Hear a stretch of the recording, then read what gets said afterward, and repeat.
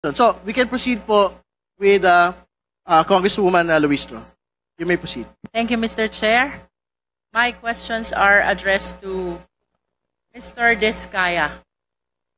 Mr. Chair, may I confirm if Mr. Diskaya is still attesting to the truthfulness of the contents of his affidavit dated September 6, 2025, which he presented in the Senate and where he identified lawmakers and DPWH officials allegedly involved in the anomaly in flood control projects. Mr. Diskaya, ito po ba'y pinatotohanan niyo pa?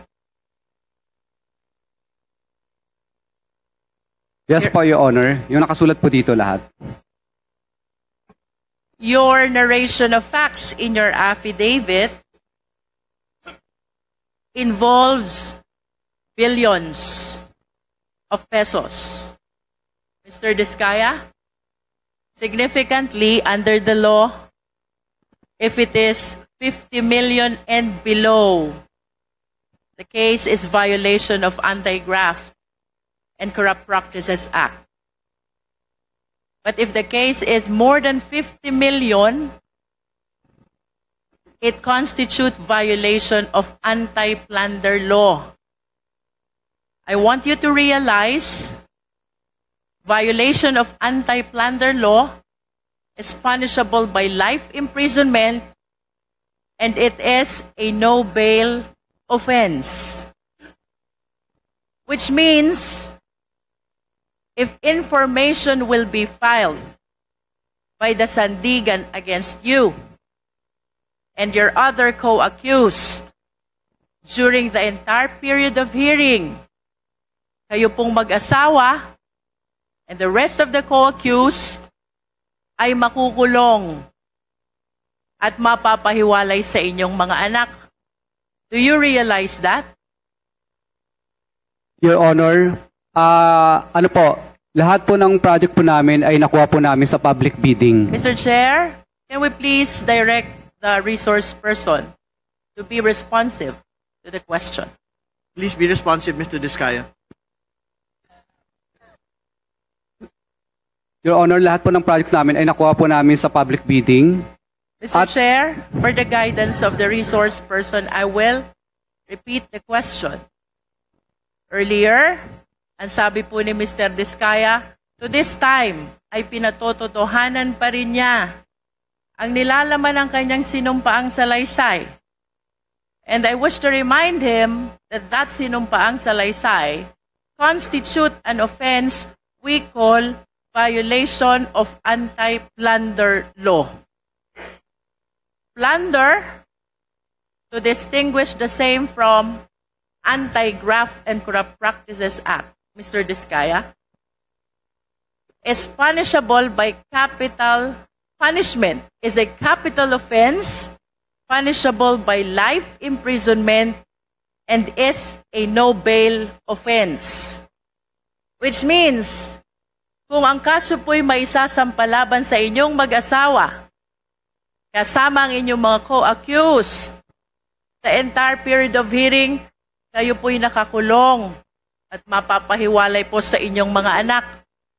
Yun po ba'y nare-realize nyo when you executed this sinumpaang salaysay? Mr. Diskaya? Your Honor, tatanungin ko lang po ang legal counsel ko.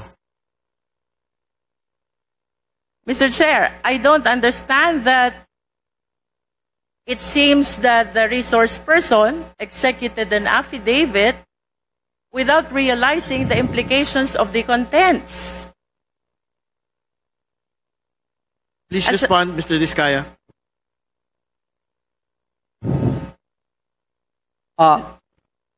To simplify the question, Mr. Diskaya, nauunawaan niyo po ba ang repercussion, ang epekto, ang implication, ang consequence ng salaysay na inyong isinagawa sa inyong buhay, pamilya? Yes, Your Honor. Do you understand as well that in this affidavit, Mr. Diskaya, kayo po'y umamin na Do you understand that? You already made an admission about the commission of the case of plunder with your affidavit. No, Your Honor. But you were the one narrating. Kasi, Your Honor, ano po ito, pinilit lang po kami, Your Honor. Pinilit lang po. That is for you to prove. But in as far as this committee is concerned, including the members, when we go over your sinumpaang salaysay, to me it appears you are admitting already to the case of plunder. And the worst thing, Mr. Diskaya, among the lawmakers and the DPWH officials whom you identified, all of them denied.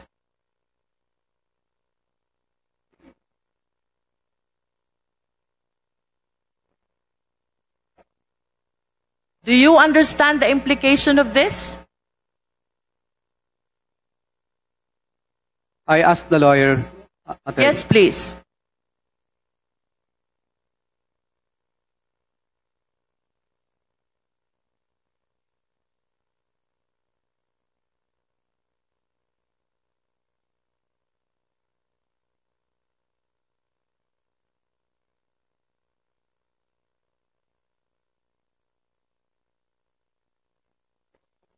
Your Honor, yes po. You understand. Okay. So, Sorry, before proceeding, Congresswoman Luistro, ano yung context na sinabi niyong pinilit lang po kayo? Nandito pa sa aking salaysay na ayaw po namin magbigay. Okay, alright. Naintindihan ko na. Kaya alam po. Hindi ko kayo pinilit isulat itong affidavit. Hindi po. Okay, alright. Thank you. okay, so, naiintindihan mo ang implication consequences ng affidavit mo. Hindi ka ba natatakot makulong?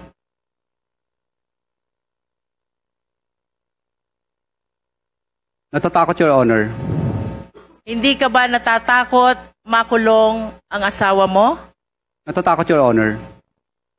Hindi ka ba natatakot na mapalayo kayong mag-asawa sa inyong mga anak? Natatakot, Your Honor. Then why? Kaya po Why nam- did you execute this affidavit? Your Honor, mas natatakot po kasi kami sa buhay namin ngayon dahil kinukuyog na po kami ng taong bayan. Kaya po, nag-execute po kami ng affidavit na ito dahil 120 million Pilipinos po ang parang gusto kaming patayin at kami na rin po ang pinag-uusapan sa mga misa ng simbahan. Opo, kaya po napilitan po ako, sa totoo lang po, napilitan lang po akong yung mga kamag-anak ko na gusto na nilang magsalita. Sapagkat po lumalabas na parang ang sama-sama po namin. Parang gusto kaming patayin ng buong 120 million na Pilipino. Kaya ngayon po, naisip po ng misis ko at ako po na mas mabuti pong yung mga pinangalanan na lang po namin dito ang maging kaaway namin at yun na lang po, alam namin po na ito lang po ang papatay sa amin, itong mga taong ito. Hindi po yung 120 Pilipino na gusto kaming katayin. At yung nangyayari po sa amin dito ngayon ay parang nakakahiya. Para kaming magnanakaw, samantalang hindi naman po kami nagnakaw. Napilitan lang po kaming gawin ang bagay na ito sapagkat mutual terminate nila ang mga project namin, hindi kami pinasisingil. Road ride of way ang nangyayari po. Kaya po, kami po ay isinigaw na lang po namin ito kasi namili po kami, mag-asawa. Bulak, 1 kilong bulak o 1 kilong ginto. Ang pinili po namin, 1 kilong ginto. Dahil una, pareho lang naman siyang mabigat. Yung bulak at saka ginto, pareho siyang mabigat. Pero pinili po namin yung ginto. Kahit po kami mamatay bukas o papatayin po kami ng mga politikong ilang piraso na ito, alam po namin na may dangal po kaming mamamatay. Kaysa naman patayin po kami ng buong Pilipino sa Pilipinas. Na kahit saan po kami magpunta sa dulo ng Mindanao, Luzon at Visayas ay parang kaaway po namin lahat ng mga Pilipino. Samantalang ngayon po, natatakot po kami sa buhay namin. Alam namin kung sino lang ang kaaway namin. Yung mga pinangalanan po namin dito, ito na lang po ang alam namin kaaway. Hindi po 120 million Pilipino po ang kaaway namin. Kaya sana po, pagbigyan niyo po sana kami kasi yung iba pong mga gusto pa pong mag-witness ng mga contractor, kung ako po ay inyong parurusahan po sa ginawa kong ito at ako po ay papagalitan po ninyo, wala na pong iba pang sisigaw ng mga kontraktor sa buong Pilipinas. Dahil una, matatakot na sila kung ano po ang mangyayari sa akin. Kasi ang mangyayari po, parang nagbibigay po tayo ng hudya sa iba't ibang pang mga kontraktor na, hoy, tingnan nyo, ang nangyayari kay Curly at saka kay Sarah, tutulad ba kayo dyan para mag-star witness? Hindi na sila sisigaw, parang nagbibigay po tayo ng anyaya sa lahat ng mga tao na ang maging star witness. Chair, if I may interrupt our resource person, I wish to believe that you are not yet a witness, much less a state witness. And that reminds me as well of paragraph 33 of your affidavit. Who gave you the idea about state witness? Bali, ito po ay sinubukan po namin sapagkat kami po ang Please respond to the question, Mr. Diskaya. Tinanong ko rin po sa mga lawyers din po namin. What do you understand about becoming a state witness? Who decides for you to become a state witness? Presidente po at saka yung Senate po. I don't DOJ, think so, Mr. DOJ po. Diskaya. Becoming a state witness is a decision that comes from the court and not from you. And there are requirements that we have to consider. If I may share this to the public, under the rules of court, to become a state witness, number one, the testimony must be, there must be an absolute necessity for the testimony. Number two, it can be corroborated. Number three, no other direct evidence. Number four, no previous conviction. And number five, the accused must appear as not the most guilty.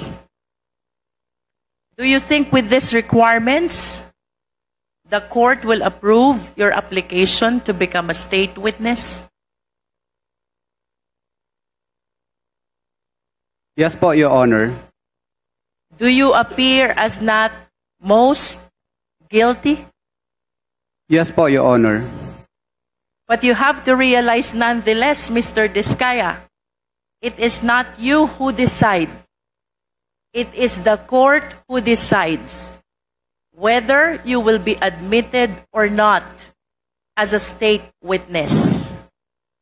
And if you are not admitted as state witness, definitely then you will be one of the co-accused. And with your admission that you made already in the Senate and before this committee, I think the offense of plunder is already established. That is why I wish to go back to the question. What made you decide to execute this affidavit, considering the very complicated consequences of your admission? Your Honor, I ask my counsel muna. Yes, please.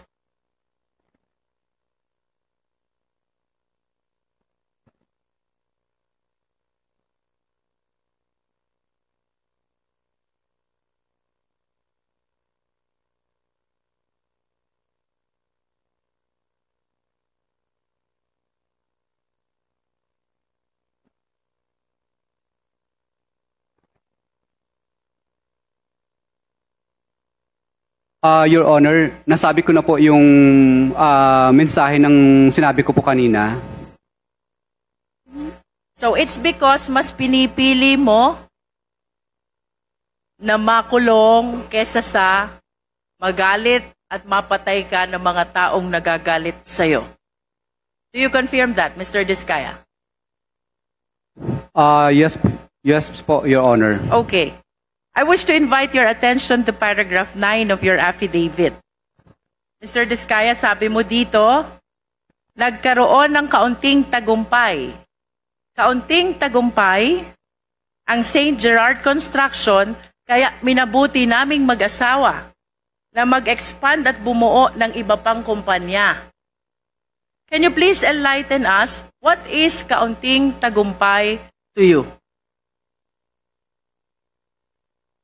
Your Honor, naging umulad po yung aming kampanya, kaya po nagtayo po ang misis ko ng sarili niyang korporasyon. Can we please convert this into quantitative terms? Magkano po ba yung Kaunting Tagumpay na kinita ng St. Gerard, which prompted you to incorporate additional corporations? Your Honor, wala po akong data sa ngayon, Your Honor, pero bigyan niyo po ako ng pagkakataon para po, But at least give us an idea. Is this millions or billions?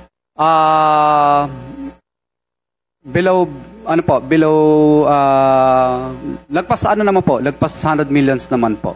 Lampas ng 100 million. Pero hindi lampas ng 1 billion. Your Honor, pag ano po ba yan? Revenue po o yung net profit? Revenue. Pag revenue po, billions po. Billions. How many billions? 1 billion more po, Your Honor. And 1 billion is Kaunting Tagumpay to you? Kasi, Your Honor, ano po yan? Revenue siya, hindi siya net profit. Nonetheless, 1 billion is a very huge amount. And you consider that as Kaunting Tagumpay? Yes Your or no? Your Honor, ano po ito? Parang terminology lang po itong salita na ito. I wish to invite your attention as well to paragraph 13. Ang sabi mo naman dito, hindi namin ginusto kailanman na mapasama sa ganitong sistema. Pero kailangan naming magpatuloy para sa pamilya at mga empleyado. Can you expound on this? Your Honor, ayaw naman po talaga namin mapasama sa ganitong klase ng sistema. Pero siyempre po, napipilitan lang po kaming magbigay sapagkat hindi po matutuloy ang project pag hindi po kami nagbigay. When you say napipilitan lang po kaming magbigay at hindi matutuloy ang project kapag hindi nagbigay, you are referring to the DPWH officials and some lawmakers you identified in your affidavit, yes or no? Yes, Your Honor. I see. So you want us to believe na kung wala itong mga taong pinangalanan mo, ay hindi ka magkakaroon ng mga kontrata mula sa DPWH. Is that what you wanted to say? No, Your Honor. Kasi sumasali po kami sa mga public bidding. Pag na-award na po yung project at saka nagkaroon ng notice to proceed, doon na po kami hinihingan. Hindi po ma-implement ang project or matatapos kung hindi po kami magbibigay. Yes, but you stated in your affidavit na pilitan ka lang. Yes, Your Honor, kasi hindi po namin gusto na magbigay. Hindi mo gustong magbigay, pero napipilitan kang magbigay sa mga pinangalanan mo dahil hindi ka magkakaroon ng hanap buhay. Tama o mali? Your Honor, kailangan po, Your Honor, kasi kung hindi po... Please do not change the context of your affidavit. We are educated people here. Mr. Diskaya, I just want it to come from you. Sabi mo, napilitan ka lang. What does that mean? Hindi mo gusto ang ginagawa mo. Pero napilitan kang magbigay to be able to get a contract and have them implemented after the award. Tama o mali? Your Honor, hindi po. Awarded na po sa amin ng project. May notice to proceed na po. Pero... Okay, let me correct. Awarded ng project, napilitan kang magbigay, pero dahil kung hindi ka magbibigay, ika-cancel ang project. Yes, Your Honor, or right of way problem o di kaya mutual termination po ang mangyayari. So, it means mawawala yung hanap buhay mo kung hindi ka magsasubmit dun sa system na sinasabi mo. Tama o mali? Hindi po matatapos ang project. Hindi po maumpisahan. Maka-cancel po. So that's precisely the point. Yun yung gusto mong sabihin sa affidavit mo.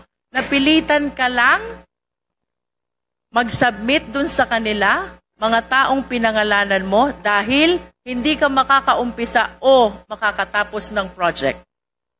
Did I say it right? Yes, Your Honor. All right. So would you agree with me if I would say that per your experience, kung walang DPWH officials at kung walang mga lawmakers na binanggit mo sa affidavit, walang hanap buhay etong mga construction company mo? Mas maganda po ang buhay. Ibig sabihin po, mas makakapaghanap buhay po kami. Pag wala I see. pong ganun. Opo. Kasi public bidding po ang mangyayari lagi. No. Please listen to the question. Ang sabi mo sa affidavit mo, napipilitan ka lang. Hindi mo gusto ang ginagawa mo. Pero kaya ka nagbibigay ay dahil hindi mo mai-implement ang project mo dahil ika-cancel nila. That is suffice to say that kung wala sila, wala kayong hanap buhay. Tama? No, Your Honor. What else would you like to mean by this statement? Your Honor, ibig ko pong sabihin dito, kung wala pong pumipigil na ma-implement namin ng tama ang project at hindi po makakancel o walang right of way project, malaya po kaming makakapag-implement ng proyekto po. Okay, but nonetheless, the reason why you are saying nagbibigay ka sa kanila ay para makatapos ka ng project mo. Tama ba yon?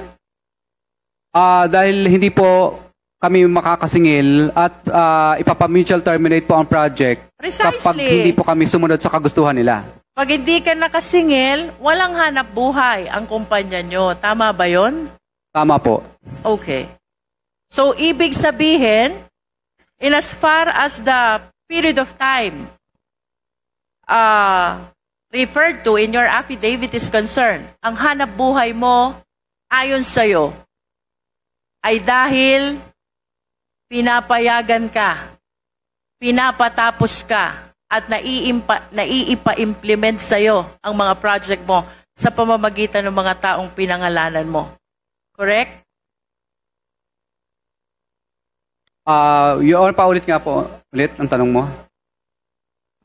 May I be clarified first? Ano ho bang period of time or taon ang tinutukoy nyo when you executed this affidavit? Actually, ito pong affidavit ko na ito po ay related po sa programa po ni PBBM sa mga ghost project po. Kaya ko po ito... So if you are referring to the current administration, then this must be 2022 up to 2024 project, Mr. Diskaya. Tama ba yun? Yes po, Honor. Okay. Okay. So kaya mo natapos ang project is because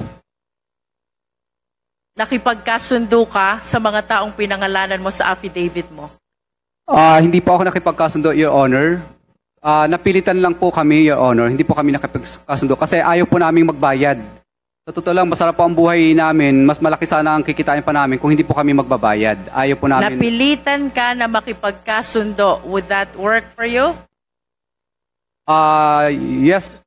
Wala po kami magawa, Your Honor. Okay. Hindi po kami nakipagkasundo pala, Your Honor. Napilitan lang talaga.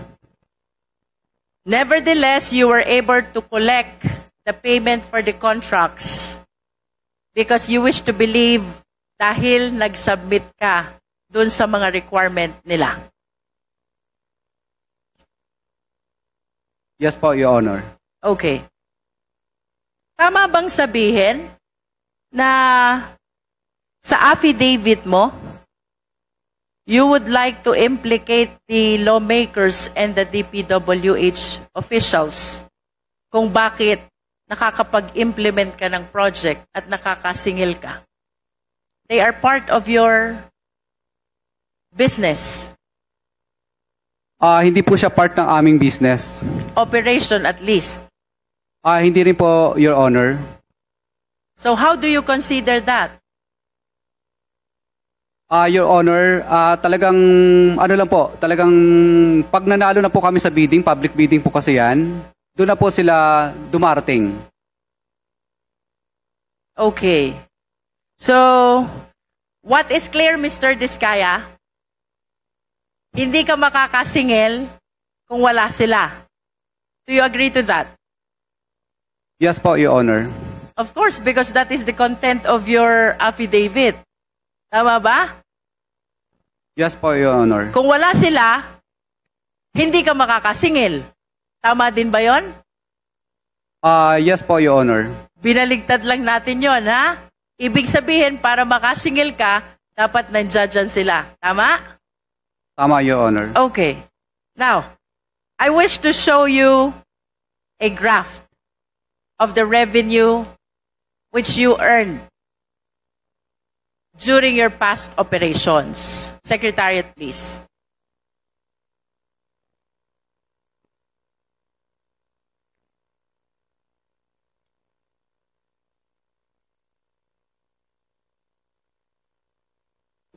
There. Sabi mo, yung affidavit mo pertains to the current administration. So that is the second half of 2022 until 2023, at least for those that are shown in the graph. But if you will notice, Mr. Diskaya, yung revenue mo nag-spike 2017,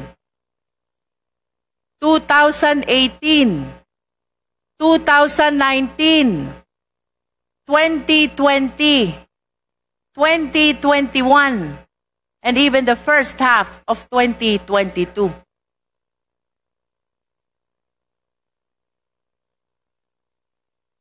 This only shows, Mr. Diskaya, that the revenue that you are generating during the former administration, 2016 to 2022, is bigger than the revenue that you are generating under the current administration.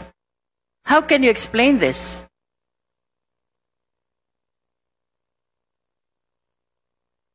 Your Honor, wala naman pong nanghihingi sa amin, kaya mapapansin niyo po, ang nakalista lang po dito ay during ito lang po, sa 2022 lang po, dahil ang naging topic lang naman po dito is about sa unprogrammed flood control projects po. Kaya related lang po ito sa mga unprogrammed na po na related projects lang po. Can you repeat your answer, Mr. Diskaya? During the previous administration? Your Honor, wala naman pong ganyan po nung past 3 administration po. Bali, ito po kasing unprogram lang naman po ang napag-usapan po na kung bakit ito po ang 2022 po ang ating isinama po dito. Are you saying na yung pagbibigay mo ng pera sa DPWH at sa mga lawmakers happened only during the current administration and did not happen during the previous administration? Wala pong ganun pong nangihingi sa amin, di pa po. Wala po, pero nilalabanan po namin sa tunay na bidding po, nagpapadyaryo po kami. Of course, you know how hard it is to participate in the bidding, Mr. Diskaya. And it is impossible, improbable, if not impossible, that the reason why you generated bigger revenue from 2016 to 2022 is because what you experienced under the current administration did not happen during the previous administration, Mr. Diskaya. Wala pong, may nangihingi rin po sa amin, pero ang totoo po niyan, pinadyaryo po namin, kaya madalas po ako magpadyaryo, meron po akong mga, pinadyaryo ko po yung mga taga DPWH kadalasan.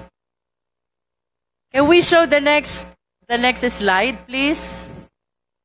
As a matter of fact, Mr. Diskaya, during the previous administration, 2016 to 2022, where's the second slide?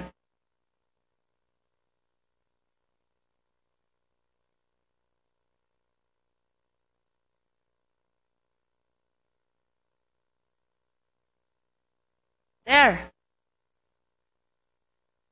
It shows that you are the top one contractor from July 2016 to December 2017. That's 1.5 years. The total value of awarded contracts is 12 billion. Please explain to me. Your Honor, nirespeto ko po yung report po na ni PCIJ po. Alam ko po nanggaling po sa PCIJ yan. Pero hindi po yan po ang nakadeclare sa amin pong financial statement po. At saka yung mga nag-ongoing. At karamihan nga po dyan is mga na-terminate po na project. Isinama lang po nila sa listahan pero ang dami po dyan mga na-mutual terminate po na project. If that is not correct, then how much is the amount of the awarded contract to St. Gerard? Hindi po ako sigurado pero titingnan ko po, bigyan niyo po ng time para sa data po niya.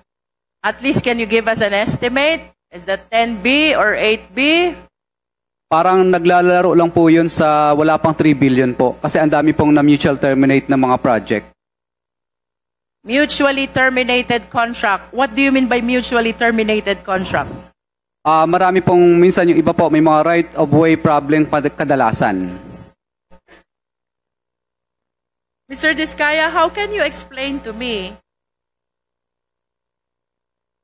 that under the current administration, may nanghihingi?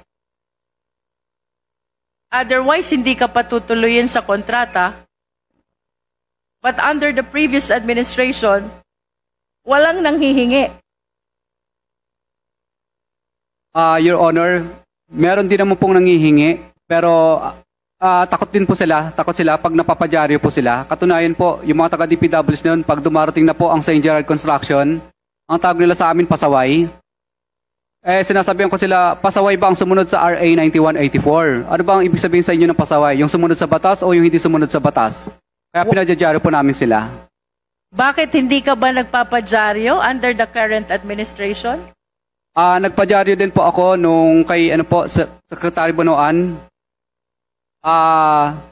Papakuha ko lang po yung aking mga dyaryo. And may we know also sino ba yung mga ipinadyaryo mo during the last administration? Iba't ibang mga district po dito sa Pilipinas, saka Like mga how region many po. of them? Mga district engineer ba yan? Mga regional director ba yan? Can you please name names? Siyempre, pag nagpadyaryo ka, that is something which is very memorable to you. Opo. Yung iba po dito po sa DPWH, Cebu. Yung iba Sino? yung iba po sa Region 4A. Who? Opo, hindi po, mga Bids and Award Committee lang po ang pinadyaryo. Bids and Awards Committee. Sino doon? Can you please name names? Hindi po ang ginagawa ko lang po, binabanggit ko lang po yung pangalan ng distrito na yon, pero hindi ko po binabanggit yung pangalan ng Bids and Award Committee na nag-disqualified sa amin, kundi buong district po ang pinapangalanan ko. Can you please walk us through? Sige nga, kwento mo sa amin, ano yung sinasabi mong pagpapadyaryo? Mr. Chair, if What I are may, the contents of the if I publication? may interject, may we request for the physical copies of those tabloids na sinasabi po niyang siya po ay nagpadyaryo ng mga DPWH officials, lalo na po yung mga Bids and Awards Committees, para po malaman natin kung totoong nagsasabi po ng totoo ang ating resource person. Yes, Salamat po. Mr. Diskaya is ordered to submit copies of the publication of names in the dailies. Yes po, Your Honor. Mr. Diskaya, kindly continue explaining anong meron sa current administration compared to the past administration kung bakit, sabi mo, walang nanghihingi during the past administration. Your reason is, nagpapadyaryo ka noon. Ngayon ba, hindi ka nagpapadyaryo? Nagpapadyaryo din po, Your Honor. Pero Balikan natin yung past. Ilang beses ka nagpadyaryo dun sa past administration? marami din po sa bawat Can you please state the number? How many occasions na nagpadyaryo ka? Your Honor, marami-rami na rin po. Hindi ko na po masyadong maalala yung karamihan. Is it more than 10? More than 20? More than po, more than. More than 100? Hindi naman po. Your Honor, isasubmit ko na lang po yung mga na-recover ko But na give us an dyaryo. idea. Give us an idea. More than 20? More than 50 plus po yata yun. 50 50 plus yung naipadyaryo mo. But you were saying, ang laman ng publication mo ay just the engineering office. You do not include the name. Can you please tell us? Dahil di ba nagpo-posting naman talaga kayo? Posting and bidding, during bidding, right? That's part of the requirement Yes po, under Your Honor. procurement law. Yes po, Your Honor. Anong laman ng publication pag pinadyaryo mo sila? Nasa front cover po lahat yung... What do you say? Anong nakalagay doon? Nakalagay po doon yung pangalan po ng DPWs na yan na kami po ay disqualified sa bidding at humingi kami ng tulong kay Secretary Mark Villar dati noon. Humingi kami ng tulong kay Secretary Mercado rin po noon at humingi rin po kami ng tulong kay Secretary Bonoan din po. Is it not really one of the consequences of participating in the bidding that you can possibly be disqualified because of some requirements? What calls for publication kung na-disqualify ka? Your Honor, pag kami po ang nanalo sa bidding at pinipilit po kaming ipa-disqualify, doon lang po kami nagpapadyaryo. Pero pag hindi naman po kami nanalo sa bidding, hindi po kami nagpapadyaryo. Kasi talo naman talaga kami. And you honestly believe that that is the sole reason kung bakit yung na-experience mong panghihingi ngayon, ayon sa iyong salaysay, ay hindi mo na-experience noon? Yes po, Your Honor. Kasi, That is the only reason? takot po sila pag nilalagay na po yung kanilang hatian doon sa dyaryo sa open letter. Is it not that dapat mas nagpadyaryo ka pa nga ngayon? Dahil sabi mo maraming nanghihingi sa'yo. Your Honor, kaya po ako naglakas loob na po ngayon na magsalita dahil kami po ay gustong tumulong po kay PBBM I po. understand, but prior to this time, Mr. Diskaya, kung noon, nasabi mo takot, palagi ka nagpapadyaryo, bakit hindi mo naisip yan? Why did you wait for the President to discover all the anomalous projects in Bulacan before you came out to the open? Your Honor, ilang beses po ako nagpadyaryo at nagsusumbong pa po ako kay Secretary ni Bonoan. Pero mapapansin niyo po sa open letter ko doon na parang hindi po pinapansin ni Secretary Bonoan yung dyaryo ko kasi tabloid lang ang dating. Mr. Chair? Yes, please. Quick interjection lang, Mr. Chair. Yes, please proceed. DS. Siguro we have to put it on record that some of the Kongs that were mentioned were not part of the 19th Congress. And That is correct. to add lang, Mr. Chair, hindi ka naman magkakaroon ng disqualification kung nagko-comply ka. Thank you. Yun lang, Mr. Chair. Mr. Chair, I just want to manifest that I really find it unbelievable how a simple publication can change entirely this system that he is alleging. Dahil lang sa pagpapadyaryo, his allegation na may nanghihingi under the current administration is entirely absent during the past administration. Mr. Diskaya?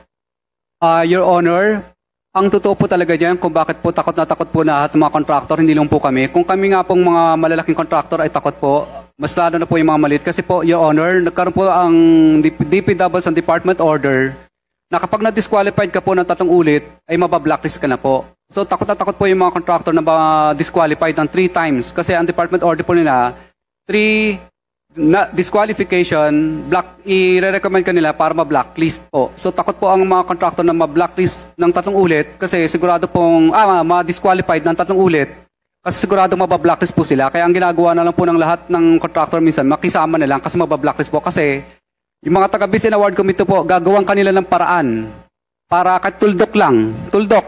sa kasalitang nagkamali ay disqualified ka na po. Are Pag you nagprotesta referring ka, to the previous or the current administration? ngayon lang po kasi nauso yung yung department order na 3-strike policy na So you are referring to the current administration. Let me simplify my question, Mr. Diskaya. I'm about to conclude. Yes po. Kasi naghigpit po sila ng husto para po yung... Mr. Diskaya, if I may interrupt, I will simplify the question. Yes po, Your Honor. Would you like to say na sa current administration may nanghihingi, pero sa past administration walang nanghihingi? Your Honor, meron din naman po na may nanghihingi po. Pero hindi ganun kahigpit po. For example po, hindi uso ang 3-strike policy po noon. Na pag naka-disqualified po ang contractor na 3 ulit, mabablacklist na. Alright. With your admission na may nanghihingi din po, question, bakit hindi mo sinama doon sa affidavit mo? Your Honor, ano po yun? Hindi naman po naging successful yun. Kaya hindi ko na po... Nonetheless, may nanghingi pa rin. It's you who admitted. May nanghihingi din po during the past. You know why I'm asking you this line of questions?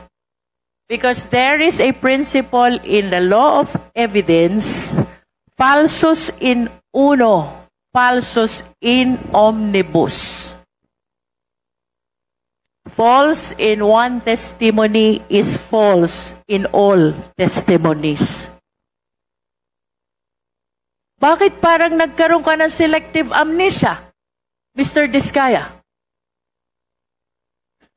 Would you like us to believe na may nanghihingi during the current administration tapos walang nanghihingi during the past administration? How would you even explain na during the past administration, top 1 contractor ka from PCIG data, and yet you are claiming walang nanghihingi unlike during the current administration? What I wish to point out, Mr. Diskaya, your affidavit is full of inconsistencies and lies. Your Honor, ang affidavit po na ito ay tungkol lang po sa pagsuporta po namin kay PBBM po. Kasi po, ang kanya pong finirash po sa TV nung nakaraan po ay report po tungkol sa mga unprograms po na project. Kaya dito lang po ang salaysay ko hanggang... Okay, then let me ask you. If you are saving your statement by claiming that you are pertaining only to what the President discovered as anomalous projects during his administration, let me ask you, sino yung mga nanghihingi during the past administration? Your Honor, ano lang po,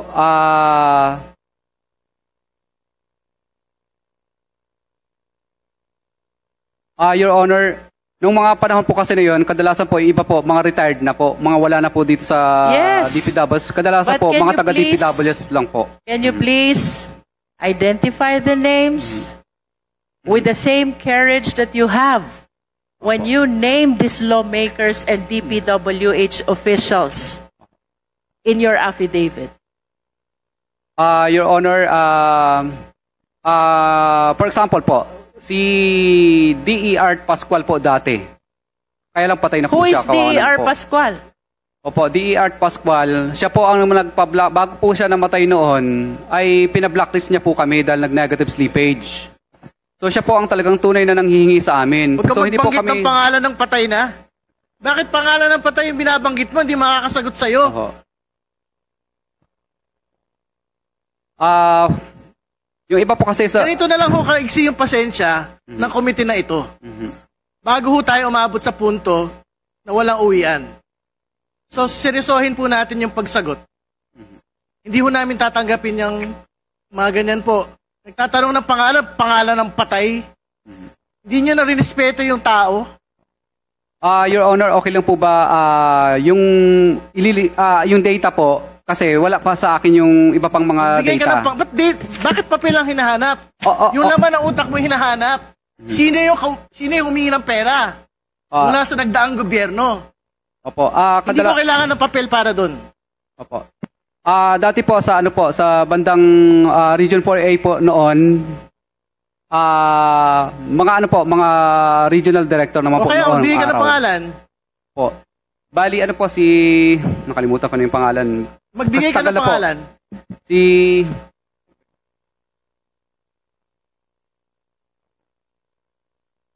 Basta RD po dati yun ng Region 4A po dati noon. Opo. Magbigay ka ng pangalan. Si RD, kalimutan ko na. Hindi pa siya nagbigay ng... Magbigay ka ng pangalan ng hihingi nung nagdaang gobyerno. Opo. RD po ng ng Region 4A po dati noon. Hindi ko lang po masyadong ma-mention kasi nasa isang papel ko po yun. Opo. Ano po yun? Anong taon? Kung hindi ako O sino nagkakamali, yung taga 4A? May taga 4A dito, di ba, RD? Sinong 4A ngayon? Kabisado niya yung mga pangalan ng mga 4A na nauna. year po yun? Year 20, po yata? 2018? Something ganun po. 2018, 2019. Region 4A. Opo. RD. Opo. O sino yung 4A RD ngayon? Pumunta kayo rito. Sabihin niyo yung mga nagdaang RD.